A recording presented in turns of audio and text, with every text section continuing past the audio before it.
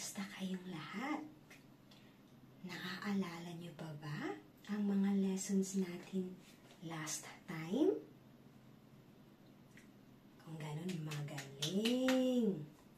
Ngayong araw, sasamahan niyo si Miss Annabelle upang tatalakayin natin kung ano nga ba ang matutunan natin sa ating lesson for today. Ito ay measurement. Ano-ano kaya ang mga matutunan natin ngayong araw? Yan ang aalamin natin. Ayan. Magsisimula tayo sa 7 days in a week. Oh, yan. Alam niyo ba yung kanta na There are 7 days in a week? Okay, yan. There are 7 days. There are 7 days in a week. Sunday, Monday, Tuesday, Wednesday, Thursday, Friday, and Saturday.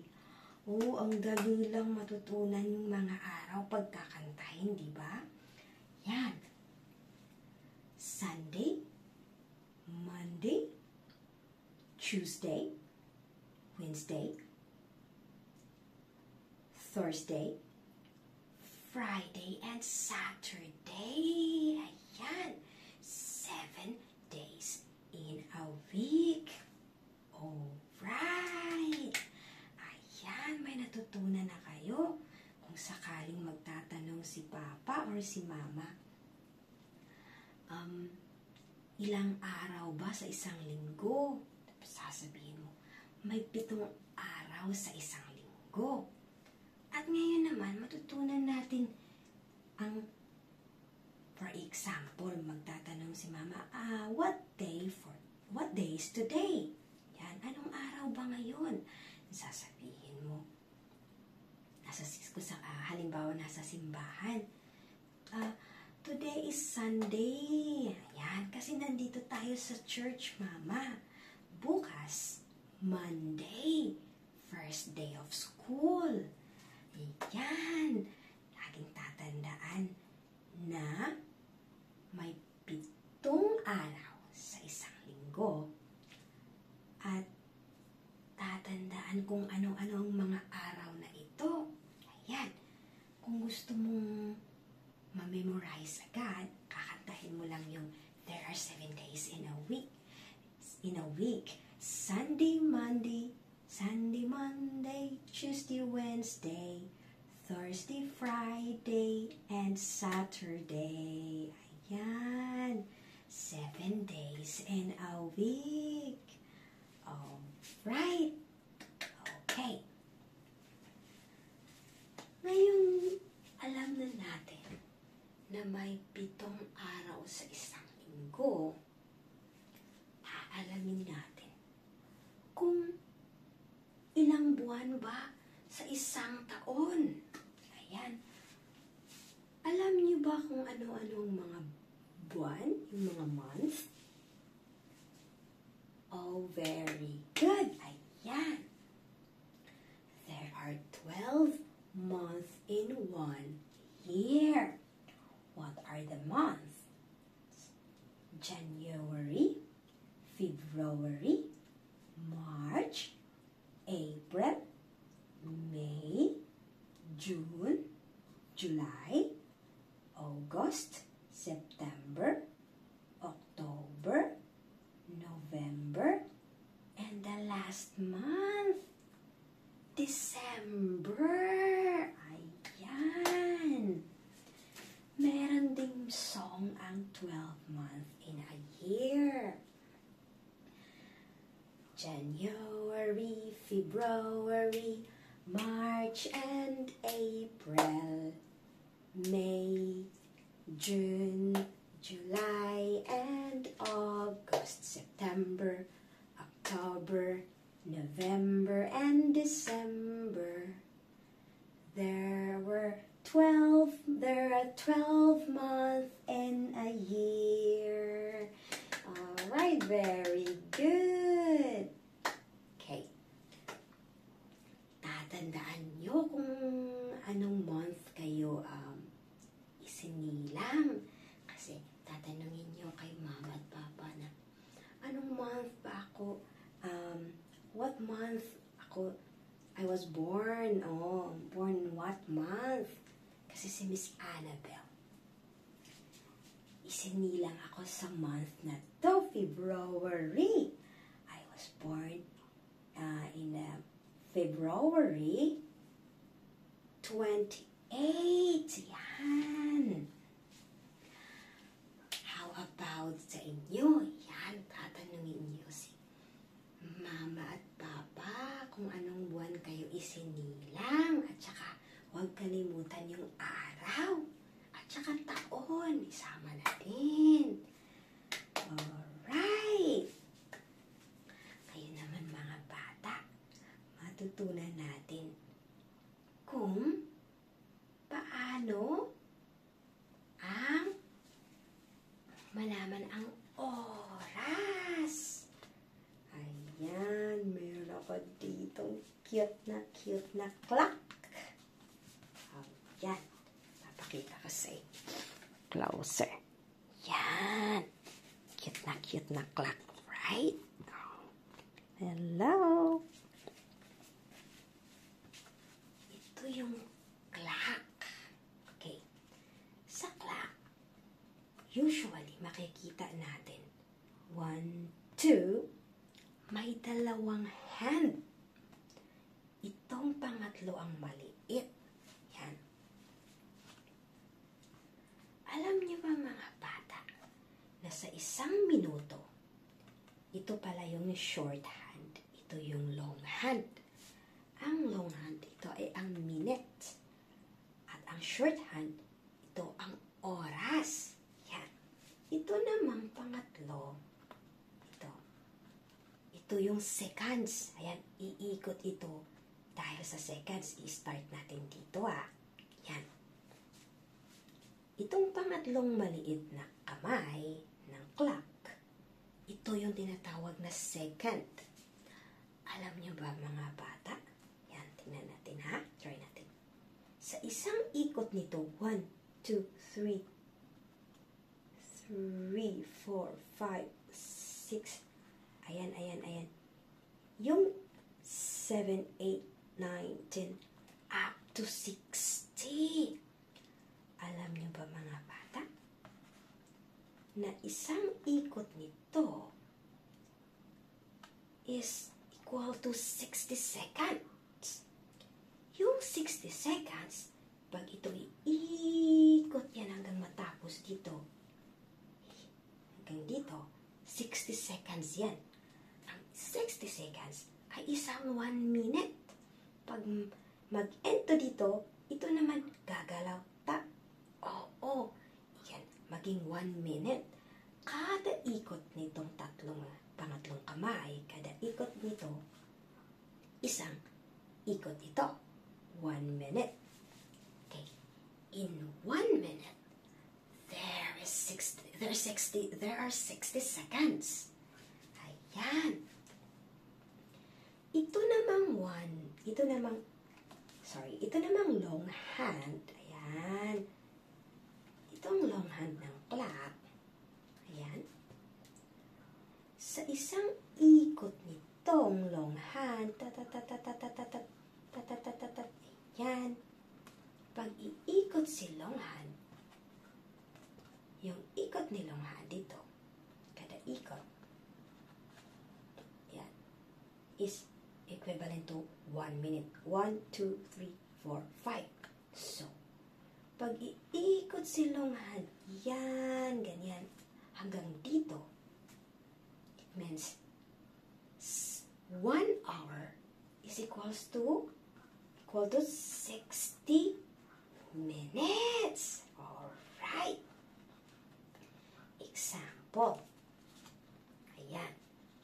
7, right? Dito. 7 o'clock.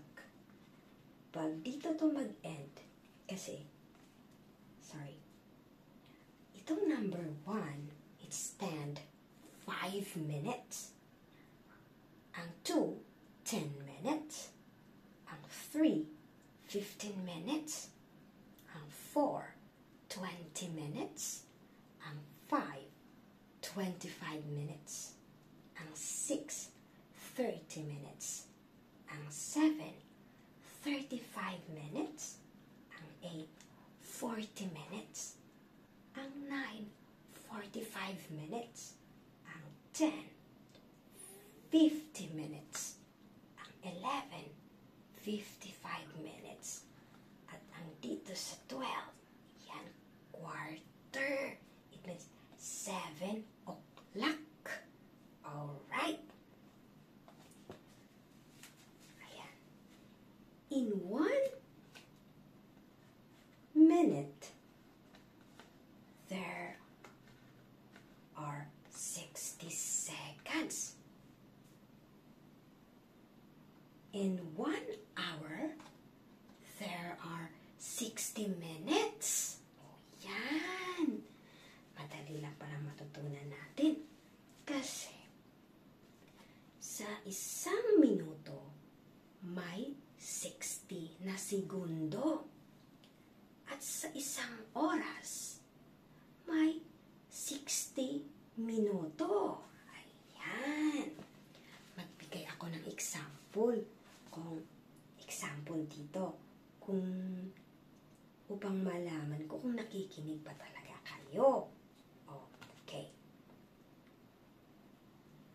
Shorthand dito sa 9. So, it means 9.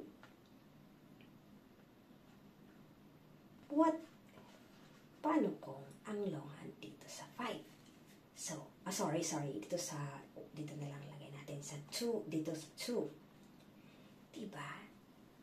Kanina, sabi ko, ang numbers na to stands for 5, 10, 15, 20, 25, 30, 35, 40, 45, 50, 55, 60, or quarter.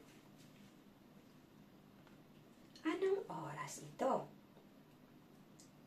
Ito ay 9, tapos bibilangin natin. 5. Stand for 5 plus 5 is 10. 9 o'clock and 10 minutes. Alright. Ito yung clock. Yan sa mga digital na clock. Ayan. Sulat ko ha. 9 and 10 minutes. Yung mga digital na clock, ito yung makikita natin. Ayan. 9 and 10 minutes. Very good. Ayun. Alamin pa natin yung ibang oras. Paano kung ang shorthand dito nakapoint sa 6 at itong longhand dito sa 8? Okay, start na tayo. Right? 6 o'clock. Magbilang tayo ng 5. 5s, okay? 5, 10, 15, plus another 5. This is 20. Plus another 5. 25. Plus another 5. 30. Plus another 5. 35. 8 stands 40. Alright, very good. 6 and 40 minutes. Alright. 6 and 40 minutes. Yan.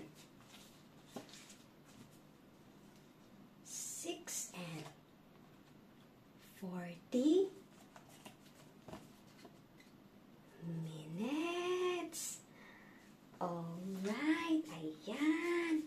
Alam niyo na, natutunan niyo na yung paano malaman yung oras. Very good.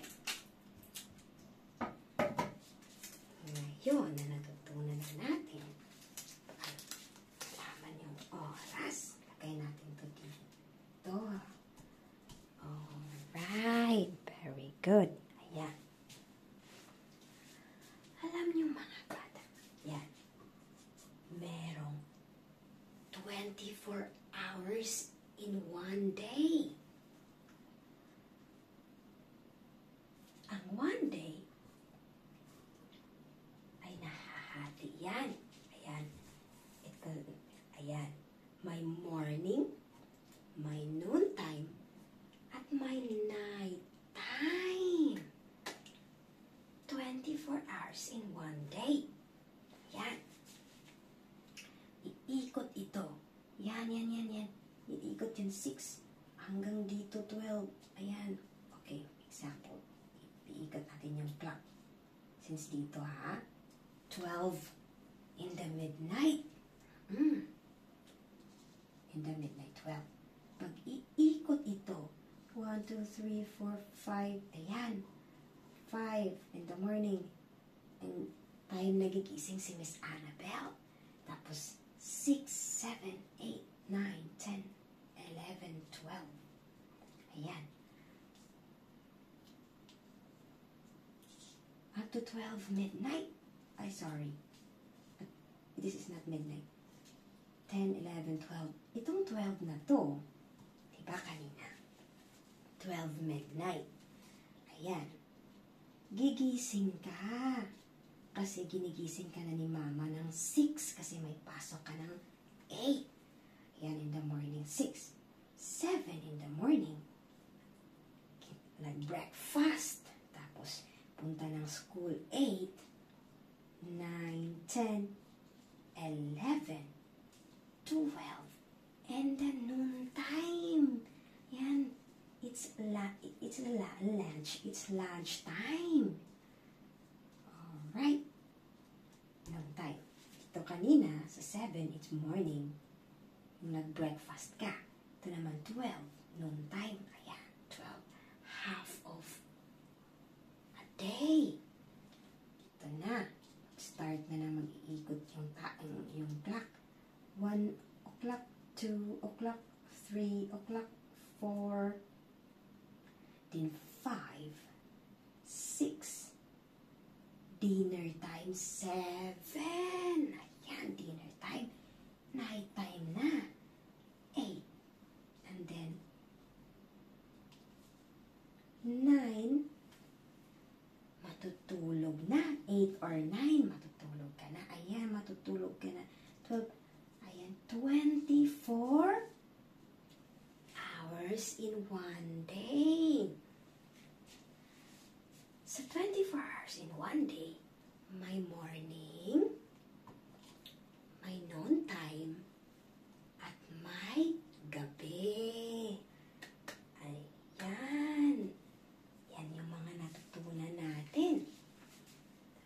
Recall tayo saglit. 7 days in a week, 12 months in a year, at saka 24 hours in one day. Natutunan pa natin kung paano malaman yung oras. Ngayon naman, tutunan natin ang pagsusukat. Ano to? Alam niyo ba kung ano to? Yes, roller. Dito sa roller, mayroong 30 inches. Mayroong 12 inches, at may 30 centimeter. Kukuha tayo ng isang bagay, susukatin natin kung ilan inch or centimeter. Halimbawa, ito, pail. Yan, isang maliit na balde.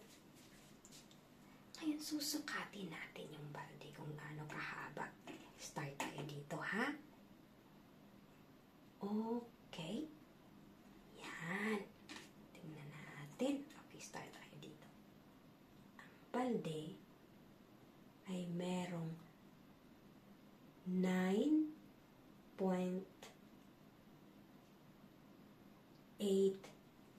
inch. Oh. Paano sa cm? Sa centimeter. Tingnan natin. Ito yung centimeter. Maliit yung centimeter. Sukatin natin. Merong 24 centimeter.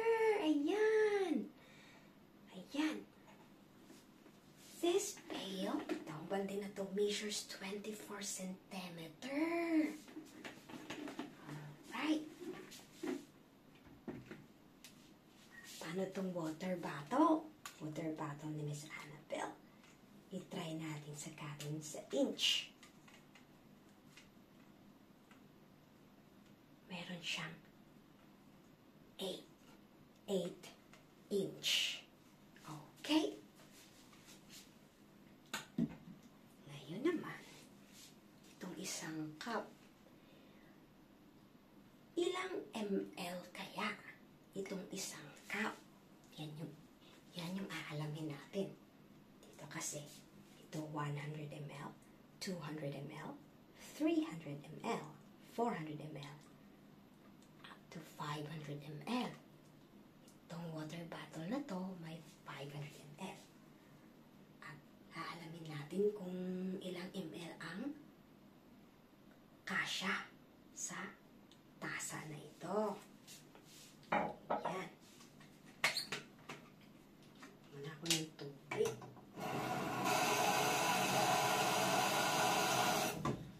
Alright.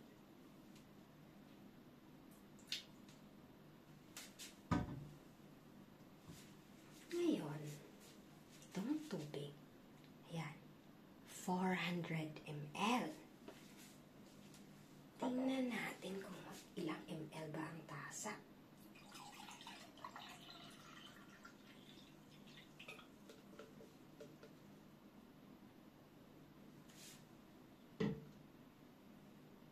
Sobrang puno. Huwag natin masyadong punuin.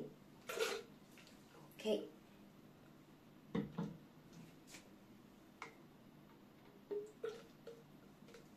Ito. Yan. Dito lang to kasya. 300. Magkano yung natira? Ayan. 100. Kasi if ever magtimpla tayo ng gatas or kape, papa, ayan. Itong isang tasa. 300 ml pala ito. Kasi 100 ml na lang yung natira sa 400. Alright. Ngayon alam niyo na, 300 ml na tubig ang kakasya sa isang mug, sa isang tasa. Alright. Very good, children. Very, very good. Ang dami natin natutunan sa lesson natin today. Ayan.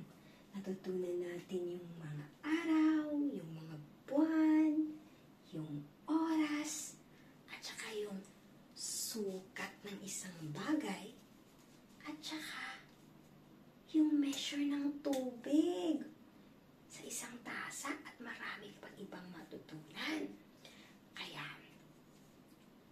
sa pag-uwi nyo sa bahay, i-try mo ang mga natutunan mo today.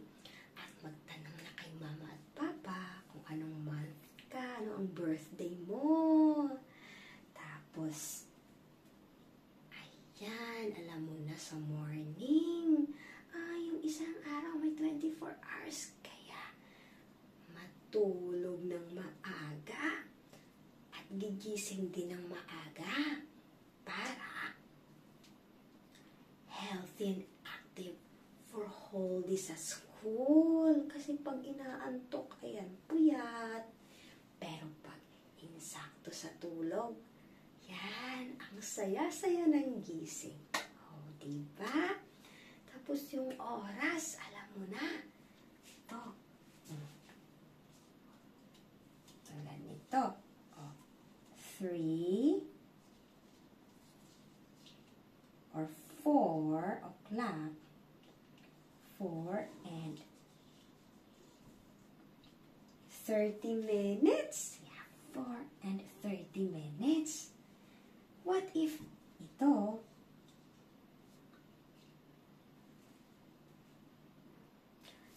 12 and 30 minutes. Very good. Alright. Ayan, pag tatanungin ka ni Mama, anong oras na ba? Anong oras na? Tapos, ayan, kumakain ka pa ng breakfast mo. Ayun. Sabi ni Mama, bilisan mong kumain. Ayan. Ito na. Kasi nag-start ka ng 7. Eksaktong 7. Ayan, kumain ka.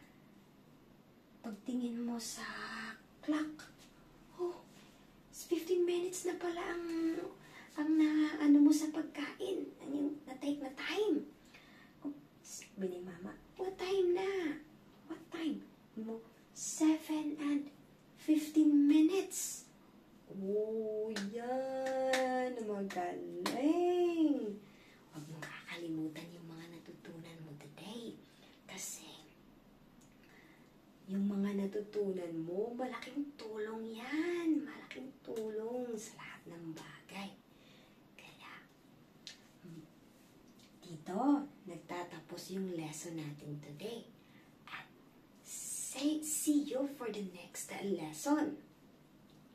Thank you so much. And God bless.